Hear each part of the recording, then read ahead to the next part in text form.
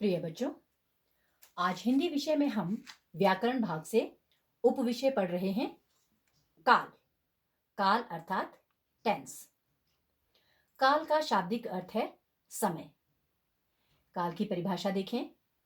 किसी कार्य के करने या होने के समय को उसका काल कहते हैं। अर्थात कोई कार्य या क्रिया जिस समय में हो रही है उस समय को उस क्रिया या उस कार्य का काल कहते हैं। जैसे रवि पढ़ रहा है, रवि ने पाठ पढ़ा, रवि पाठ पढ़ेगा। इन तीनों वाक्यों में क्रिया के अलग अलग समय पता चल रहे हैं। पहले वाक्य में क्रिया हो रही है, दूसरे वाक्य में क्रिया हो चुकी है और तीसरे वाक्य में क्रिया होने वाली है। तो क्रिया के होने के समय को उसका काल कहते हैं। काल की भेद। काल के मुख्य 3 भेद हैं। नंबर 1 वर्तमान काल, नंबर 2 भूतकाल, नंबर 3 भविष्यत काल। नंबर 1 वर्तमान काल। जो समय अभी चल रहा है उसे वर्तमान काल कहते हैं। वर्तमान काल के अंत में है या हैं का प्रयोग किया जाता है।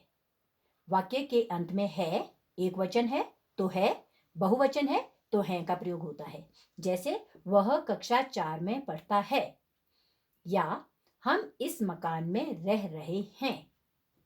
है और हैं वर्तमान काल की पहचान कराते हैं। नंबर 2 भूतकाल।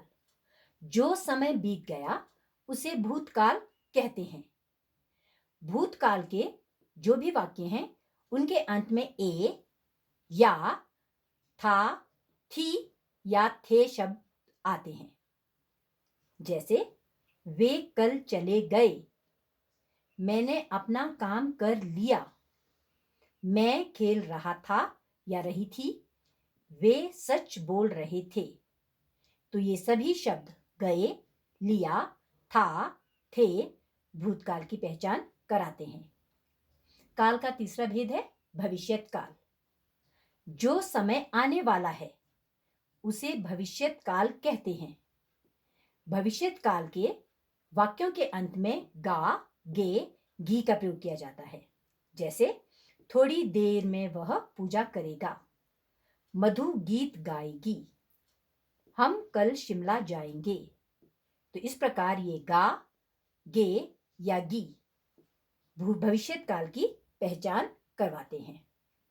बच्चों, काल के तीनों भेदों के कई उपभेद हैं जिन्हें हम अगली कक्षाओं में पढ़ेंगे। धन्यवाद।